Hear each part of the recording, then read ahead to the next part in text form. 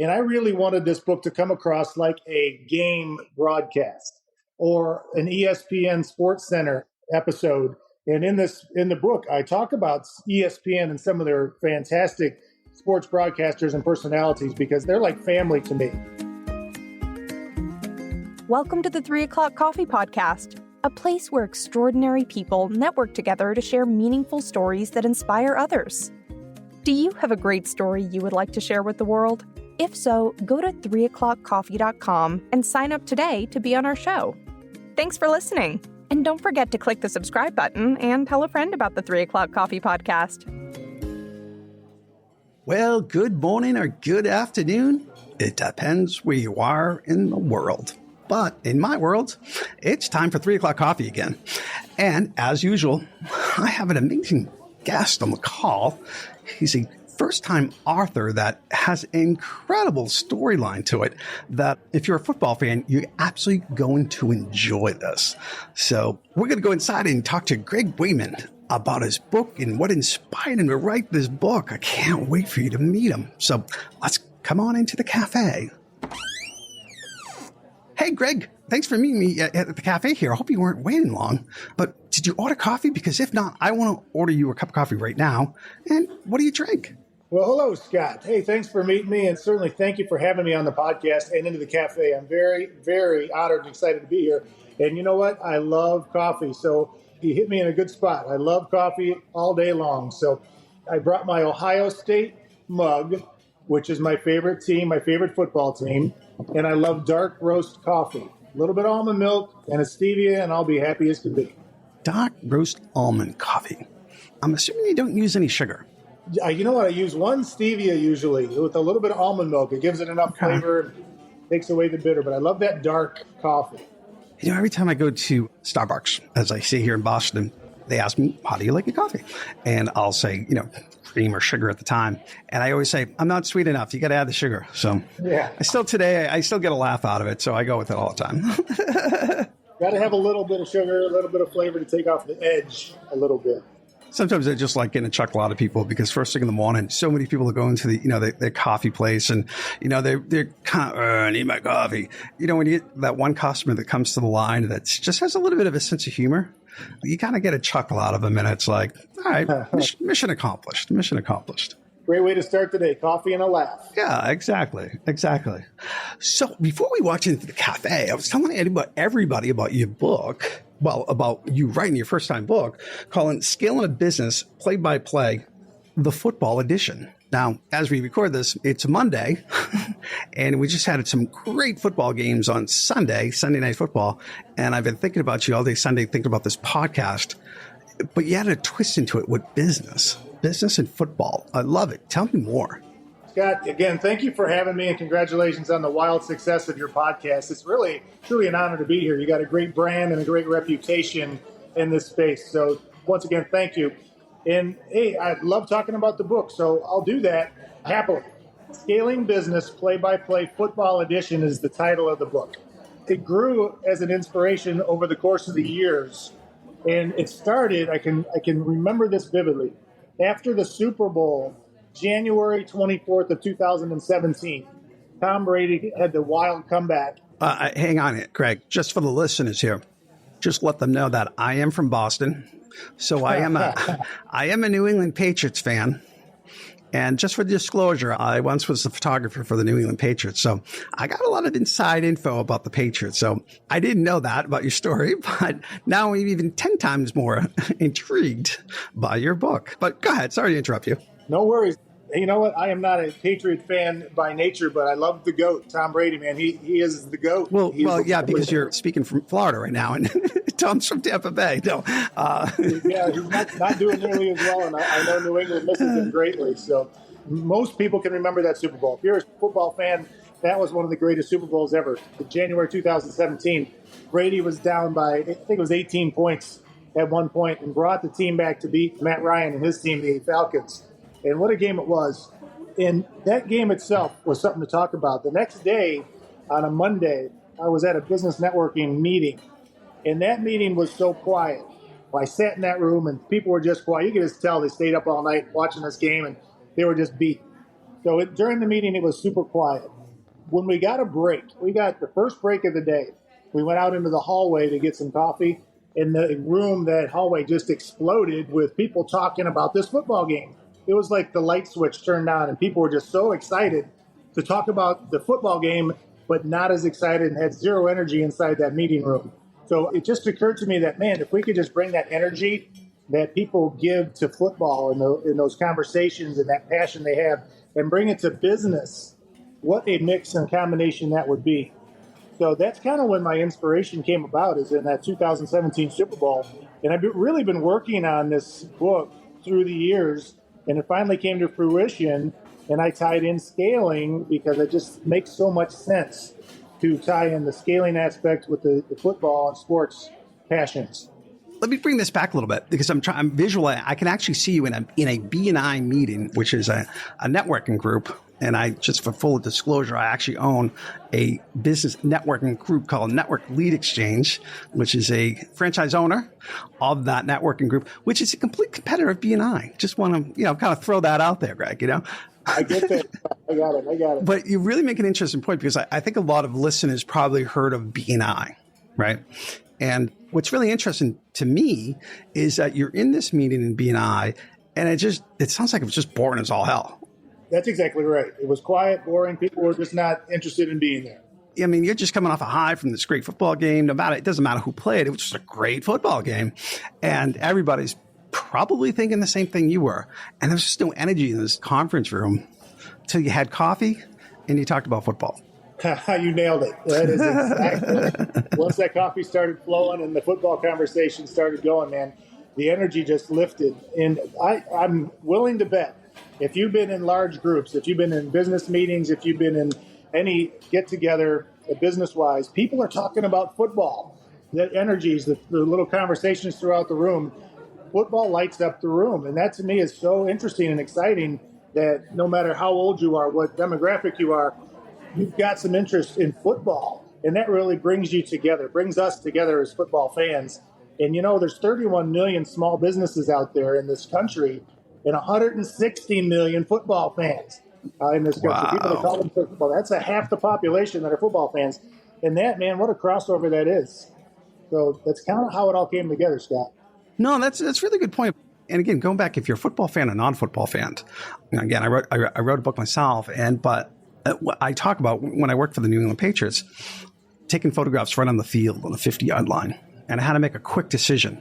And photography, some kind of widget equipment wasn't working or whatever it was. And I made this quick decision. And at that very moment, I thought, wow, this is how fast Tom Brady needs to think. Nothing else needs to matter. And at the time, it didn't matter to me because it was really an important photograph that I was trying to capture. But nothing else mattered. I wasn't looking at my Facebook, wasn't looking at this. I was so focused exactly what I need to do. In my mind, I knew the image that I wanted to capture before I even took it. And the same is true for Tom Brady, and people that don't even follow football know Tom Brady. And then you can go into the story about focus and what actually makes somebody absolutely great. And it's about the details that somebody can be in what we call flow, and actually they're not being distracted. And what I mean by distracted in that Super Bowl game, it came down to the last few seconds. It did. And for most people, those seconds would actually cause the distractions for them to lose focus. But an individual like Tom Brady, he doesn't let that distraction interfere with his focus. So therefore, he can actually visually see the ball going through the air, throwing that ball, because when you're actually in that flow where nothing else matters and you're not, zero distractions, you can accomplish amazing things. And that's how I describe Tom Brady. Scott, I love your example there, and I love the fact that you knew the picture you were looking to get before you went on the field. That, to me, is a huge point here. If you know what you're looking to get, all the other outside distractions are gone. You're looking right at your goal. You're not letting the outside distractions take away from your focus. So that was a beautiful point. The other point I want to make with what you just said, Scott, is right on the money. Man, you know your football. You're passionate about your football. You watch and pay attention to your football. So if we can bring that to the business world, and we can use some of those, what we call 7 hours a week, that people focus on fantasy football. We use that in the book as an example. People are studying 7 hours a week. If we could take those hours and apply it to your business and to your brand, what a difference, what a big scale that would make in your business. And that would give you that additional value that we talk about in this book. So, man, you just nailed it, man. You love your football, you love your Patriots, and you like Tom Brady. So that's good. I like it. Yeah. I wrote a few things that inspired me to write a book. And you kind of mentioned it, that it was the Super Bowl at that time, the Super Bowl. And you're like, wow, it's all this excitement. You went to the BNI conference, but you actually did it. I mean, so many people actually think about writing a book like you just described, but not many has actually followed through and actually completed it. What was that breaking point that you said there was no point of return? I'm going to write this book. It's going to be on shelves. It's going to be on Amazon. There had to be a point of no return. What caused that point of no return? That is a great question, because I go back to 2017. I started writing this book way back then in 17, and it's going on. It's almost 2023 at the moment. So it took a long time for it to come to fruition. So I started and I restarted and I restarted. Finally, I would say the beginning of 2022, I told my wife and I told my mother that I was going to write the book. I was going to get the book done, period, by the end of the year. So that was my goal. And I really focused and spent the time to get it done and didn't let those outside distractions like we just talked about get in the way. Because there's plenty of distractions. I could have done 1,000 different things, but I committed myself to spending time on my iPad, writing, rewriting, and getting it done. And we came up with 7 strategies. So I kind of tied it into the 7 points of football. It's 7 strategies that can scale your business. And that really, I just kept thinking, how can I tie football into the business book? And it was fun. I mean, researching was fun. And putting it all on paper, that was fun. Yeah, it's interesting. You just mentioned your iPad. So it sounds like you wrote your book on your iPad. And any particular reason? And I'll tell you where I'm going with this and why this is so important. So I myself, I have an iPad Pro that I was writing my book, and it was easy to put down and pick up, and I could just kind of dabble with it. But in all reality, how I actually wrote 80% of my book was on my iPhone. Yeah, that's a good point. I'm glad you brought that up. Keep going. Yeah, I mean, iPhone, people are like, what? You wrote a book on an iPhone? Well, at the time, when I was extremely busy in the business, and I was doing a lot of flying in airplanes, and I sit in the back row. I'm not first class, right? I sit in the back row and I'm squeezed in there, and you can't move, and I can't put my laptop open. I can't even get the iPad open to write. I'm just sitting there, and I'm going from Boston to Seattle many different times, and I was flying all around the country. So I just got into the habit of actually using my iPhone and using the note feature on Notes, that I could actually write 800 to 900 words of a subject matter, a piece, right? Not the whole book finished, right? Edited, but I can write 800 to 900 words of different subjects just on my iPhone. And what was interesting, and I actually talk about in the book, that if somebody that has ADHD that can't focus as much, but in all reality, my mind is always going so fast. I'm always thinking about a lot of different things. But for some reason, when I'm sitting in a plane, and it's going 500 miles an hour, it actually can slow me down, where I'm just sitting there. I'm strapped in. I can't go anywhere. I can't fiddle with anything else. I'm bound to that one spot, and I could just really focus and really get into that mode of writing, because I have 0 distractions going 500 miles an hour, but not in my mind, but just physically. I just find it so intriguing. All right. So yeah, you mentioned the iPhone on the airplane. I think that's critical, that you can document your notes and your thoughts, that they don't get away from you. And the way I used my iPhone was daily on my way to work. I would drive about 45 minutes to work each day, and I would open up my audio on my phone, and I would start talking into the phone just like I was giving a presentation. I used the audio on my iPhone daily, and I just recorded the chapter notes and the chapter summary that I really wanted to document in the book. So I would just speak into my iPhone, and people would be going by me or sitting at the traffic light looking at me, and I'd be talking into my phone. And it was just kind of funny. I really didn't care what people thought about me. I just wanted to make sure I documented some of the key points that I wanted to get out verbally. And a lot of times, if you do that while you're driving or whether you're sitting on an airplane, it doesn't matter what people think of you. It's the thought that you put into that audio, and you can recall later and say, yeah, I forgot about that. Let me put that on paper. Let me get that into my book or into my speech or my presentation. That's really a great way to use your time and your energy, is what we call downtime. Sometimes you're driving or you're listening to music. Apply that time to that focus point and the goals that you want to achieve, and that's going to get you a lot farther than just listening to music for 45 minutes. So I like where you're going with your notes on your phone and that 500 miles an hour. That's a great thought, great strategy. When you recorded the audio, did you have it transcribed to words? How did you use the technology to your benefits? That's a great question. I did some research on that, and I couldn't quite master that.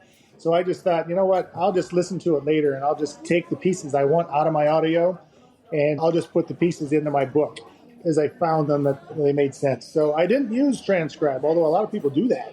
I watched a lot of YouTube videos on people doing that, writing books that way. I didn't get to that point yet. Maybe next book.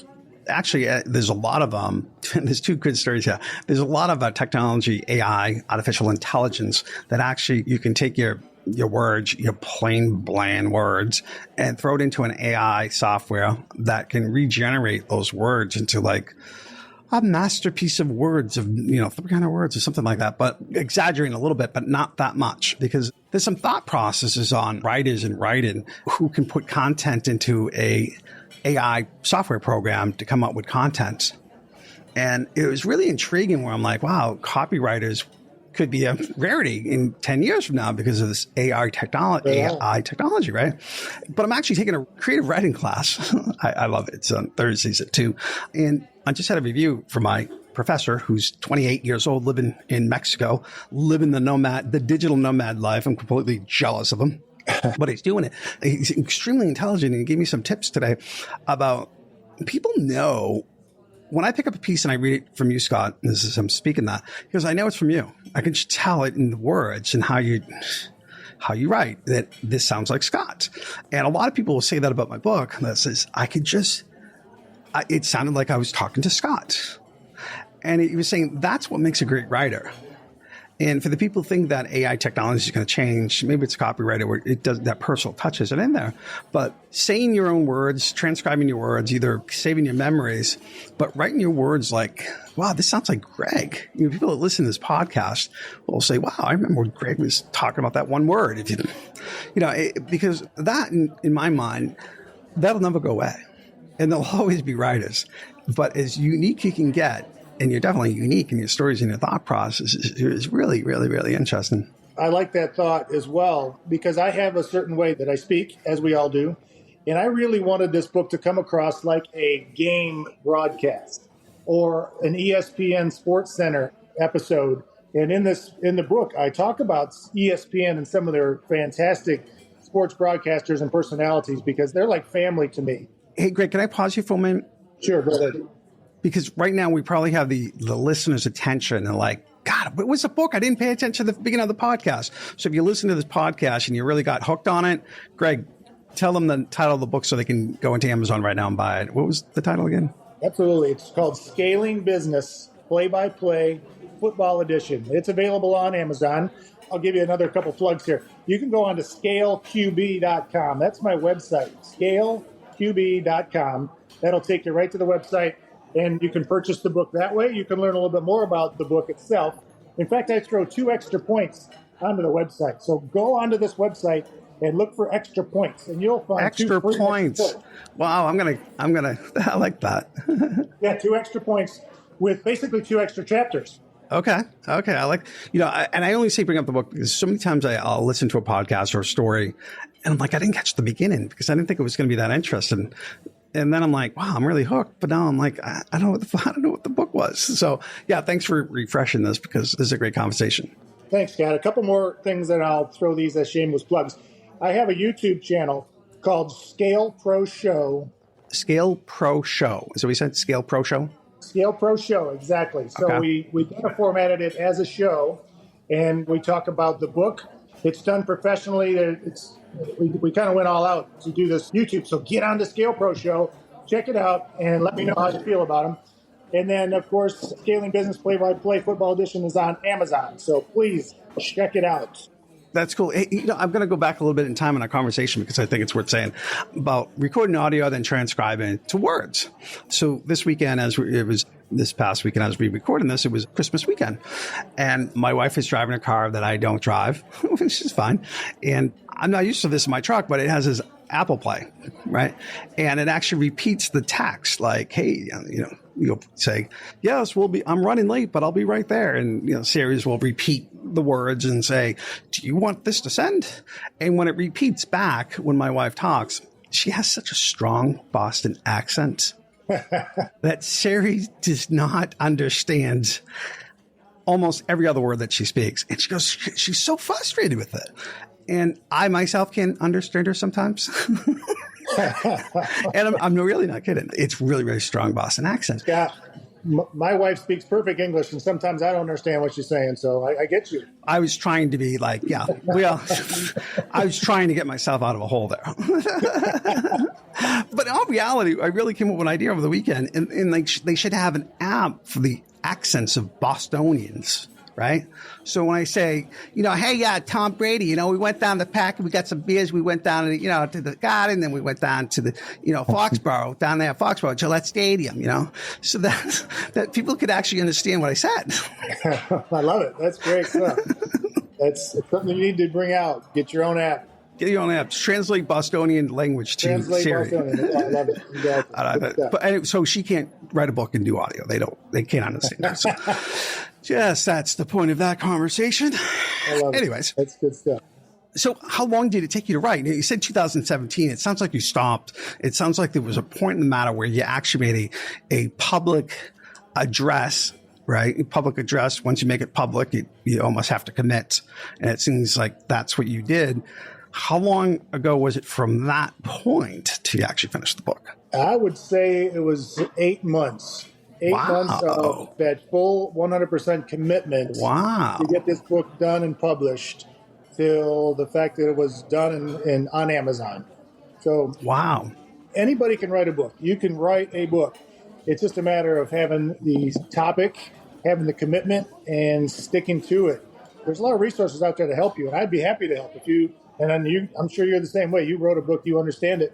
I'd be happy to help. If anybody wants to get a hold of me, get onto that Scale QB and send me an email. I would be happy to share my information. I'd be happy to do any coaching that you might need, mentoring that you might need to get you where you want to go.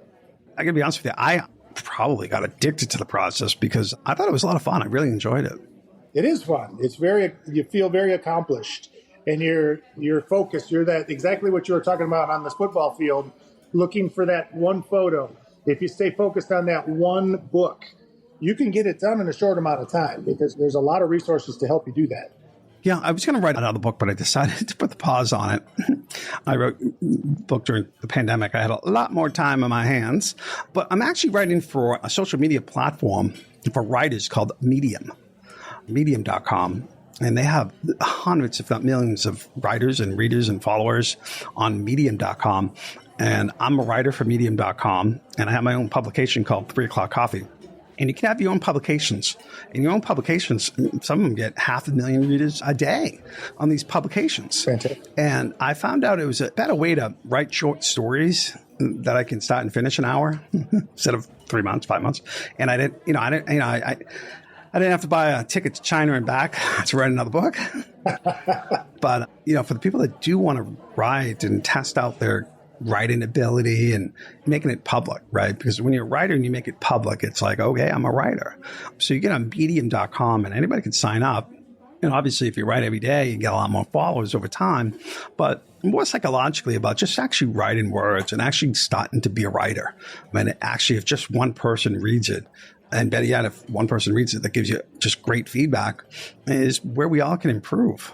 Instead of writing a book, printing it, and goes out in publication, they're like, hey, you know what you should have done? So there's a lot of different ways to practice writing. Writing, if you're afraid to I don't want to share my words.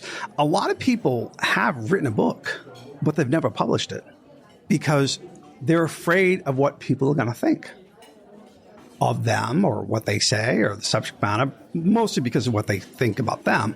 But so many people have that manual sitting in their drawer, Boston accent there. Even if it's just an idea, Scott, of I really need to write this down or I really want to write this book, they don't bring it to fruition because of any number of reasons. There's 1,000 things that get in the way each day of taking the time to do this or anything else. It's that singular focus on, hey, I'm doing it. No matter what it is, you focus and you take that passion that we talk about in this book about how people are passionate about football. They know their numbers, they know their players, their favorites, they know what's happening in the players' families, all the things that are out there. They study it and they take the time to learn it. And it gives them their social cred, their sports cred with their workers and their friends.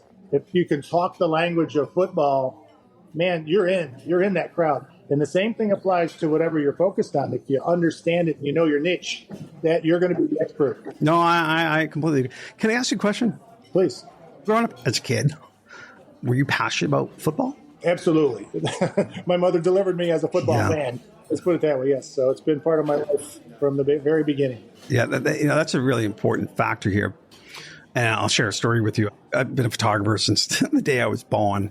And because of that passion and that focus, I ended up doing amazing different photography shoots. And the reason why I bring that up is early on, I did a photo shoot with Miley Cyrus. I was working for ABC at the time because she was part of Disney Channel. And when I was taking, I brought my dad with me on the photo shoot to New York City. And he wasn't quite familiar with Miley Cyrus and the whole Disney Channel and who she was and so forth anyways. So we were doing the photo shoot and my dad hands me this microphone. And it has like all these diamonds on it and pink and rubies on it. And he comes up to me and he goes, Scott, he goes, they told me to hang on to this microphone. It's going to be worth something. It's going to be in the Smithsonian. And he kind of rolled his eyes like, yeah, whatever. I'm like, Dad, I got to really focus on what I'm doing here. Just hold on to the microphone and don't lose it. Okay. And I said, hey, by the way, who gave it to you anyways? It was that guy over there with the mullet in the back. His hair over there, that guy over there. I'm like, which guy? It was the guy with the mullet. I'm like, oh, okay. So we continued to do the photo shoot with Miley Cyrus, and the guy with the mullet kept on saying that, oh, my daughter's she's going to make records. She's going to do this. She's going to write songs. And that's all he would say in the middle of the photo shoot. And that was Billy Ray Cyrus. Right. The guy, right. That was Billy Ray Cyrus. That's Miley Cyrus's father. Absolutely. So as it was me and my dad and Miley and her dad, believe it or not, taking this photo shoot. But her father was so convincing that she was going to be this amazing, famous singer, songwriter, performance, that it was ingrained in her mind that there was a point of no return, that it was actually going to happen. No doubt about it. That's exciting. That's a great story. That's cool. Yeah, I didn't really realize it. I don't really talk about the things I do when I was doing them. I wrote it in my book years after. And what really got me intrigued by the story even more is that I found myself in the gap. And the gap is comparing yourself to somebody else and not being able to get there. And I would always compare myself, we all do it, but like how passionate Miley Cyrus's Billy Ray Cyrus was. But in all reality, my dad came with me to a photo shoot for ABC. Because he knew that, Scott, you're going to be the best photographer. You got to go somewhere. And it was ingrained in my mind that there was no other option, which led me to National Geographic and the White House and all these amazing places as a photographer. But it all started at a very early young age to the point of no point of return. And we do it because there is like, oh, I'll do this or I'll do that. I'll do this or I'll do that. No, there's no other options. And no matter what it is, and for you is that passion for football, whatever that brought you to that point, you probably know that game better than Tom Brady. I wouldn't say that. Tom's pretty smart. You'd be surprised. From the outside, you are probably an expert from the outside. And don't get caught in the gap because you'd be amazed. Yeah. You'd be amazed at what you do know because you're so passionate about it. I just love the story about being passionate. You said focus many times. And it goes back to an early age. For the people that are listening, it's like, what are you really passionate about? Or what have we really been passionate about for a number of years? And that's probably the book you're going to write. We do talk about what we call the it. Find out what the it is. Yeah. And from a business, what you're talking about is the it. And my it, of course, is football and business, those two things together. But, there's money in the it. If you can figure out what the niches are in your community and get involved in those niches, whether you love them or not, if you can understand the language that they speak and the things that they do and the upcoming events, be part of that. That really is a great way to scale your business and to get involved in your community and understand and speak that language. And people all of a sudden are going, oh, wow, Scott, you know that? You know about that particular part of the community? Wow, you must be an expert. So those are things that we talk about to help grow your business and what we call scale your business to new levels. So I think that passion is part of finding your it. Finding your it. Love that. Finding your it. I guess I found my camera back when that was my it. That was your it. Yeah, that was my it. So what's next, Greg? What's the next book? Well, if you don't mind, Scott, before I get to that, I just want to kind of talk about what makes it different. Just a couple minutes on what makes it different. What makes it different? In my studies of this word scaling and this process of scaling. So different from other business books, maybe, Greg? Maybe? It's definitely different than other business books. I did over 150 surveys of business leaders. Many of them talked about scaling and growth being one and the same. They really didn't have a definition of scaling and what made it different than growth. Scaling truly is adding additional value with similar or less expense or effort. That's the definition that we're using in this book, which is different because in other books I read, it talks about scaling being a death-defying act, like it's jumping off a trapeze and hoping somebody catches you. You know what? This book dispels that. We can do this play-by-play, action by action. We can scale our business and our personal lives and our brands, just play-by-play, little things that we can do each day. So that really is the attraction of this book for those people that want to just take little steps and figure out little ways that don't cost a lot of money to get more value for your business. So that's, I think, the attraction of this book. Play by play. Play by play, exactly.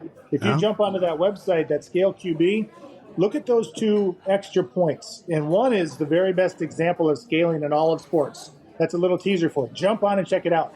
It's a way to get 50% more with similar effort. That's a sports example that's in that extra point on Scale QB. And the other one is it's about selling. And it's not necessarily what you sell, it's how you sell it. And there's an example in there of great ways to sell versus you don't have to have the best product. It's just the way you sell it. So get in there and check it out. You got me interested. I love that. Give me an example. So the second piece of it, I'm not going to give what the first. Like sell. Just let's pick one. Sell the sales part. Sure. The most successful companies are not always the best at what they do. They're the best at selling what they do. I'll use Nike. Nike running shoes as an example. Everybody understands and knows Nike very well because they brand themselves tremendously well. But they don't make a great running shoe. And there's a lot of people out there that would agree with that. They don't make a great running shoe. They just market the heck out of it. They do a great job of selling it. They just do it. That's all they do. They just do it. They market themselves very well. And they don't make the best running shoe. McDonald's does not make the best hamburger, but they sell more than anybody else. Great example. Yeah, those are a couple examples. So in this extra point that's free on the website, we talk about productizing. So really take a look at it. There's 3 different things, 3 different ways: productizing, bundling, and packaging, that really kind of talks about, and productizing could make a big difference in your business. Yeah, get on and check it out, man. It's cool. Some good examples for sports. And one of my biggest audiences so far, Scott, has been those that don't really understand football, but they want to because they're in those big business meetings. 90% of the people are talking football, and they're left out because they don't get it. They don't have the language. They're not passionate about it. This book kind of will help you jump and mix understand the football game well enough to talk those conversations in business meetings. So that might be something that you might want to jump on, that audience that doesn't really understand football. No, you're right. I call it product creation, and having a product so unique that you can't be shopped. And it gets you eliminated from being commoditized. Because once you get commoditized, you're done, right? It's a numbers game. Yeah, somebody will undersell you every time as a commodity. Yeah, you commoditize. So if you can make your product so unique that they can't shop you, in creating that product, having a product created so unique is your brand, you're going to be good. You're going to be all good. Yeah, we talk about brand in the book quite a bit. And I love the branding aspect of what we do in business. And I love it. And one of the big pillars of branding is your reputation and what you do and what people say about you when you're not in the room. I love that saying, what people say about you when you're not in the room. That's your brand and that's your reputation. So that's one thing that I would really ask you to kind of check out. Pick it out in the book. And if you don't want to read the book, go in and do some studying on branding on your own on YouTube. And I think you'll find some very helpful hints for your business. Wow, this is great. I can just tell by your voice, you're so excited to talk about it that you could go on the highest mountain and just scream all day about it, right? I could definitely do that. Yeah, that's great. You can tell the passion in it. And obviously, your extraordinary way of writing and describing things in a different way to get people to pay attention more, right? Thank you. I appreciate that. Yeah, thank you very much. It was definitely a work of love, a labor of love. But I'm just proud that it's out, and I hope people read it and enjoy it, use it. Well, it's always going to be there. It's now your legacy where it will always be available for whatever happens. And as I say, if you can only change one person's life, all the work was well worth it. Well said. Yeah, well said. So great. Hey, this cafe is extremely busy, and they might want our seats. So unfortunately, we probably have to go on to our next stop. But I just want to say thank you for joining me. And I got some great insights about football and focus. And I think I'm going to watch Sunday's game a little bit differently this week. So I really appreciate it. Really appreciate it. Thank you. I appreciate your allowing me to be in the cafe with you and allowing me to be on the podcast. It was a lot of fun. I appreciate you. And I'm taking my Ohio State mug and getting some more coffee and heading out. There you go. Awesome, man. Thanks, buddy. Thank you, Scott. We appreciate you.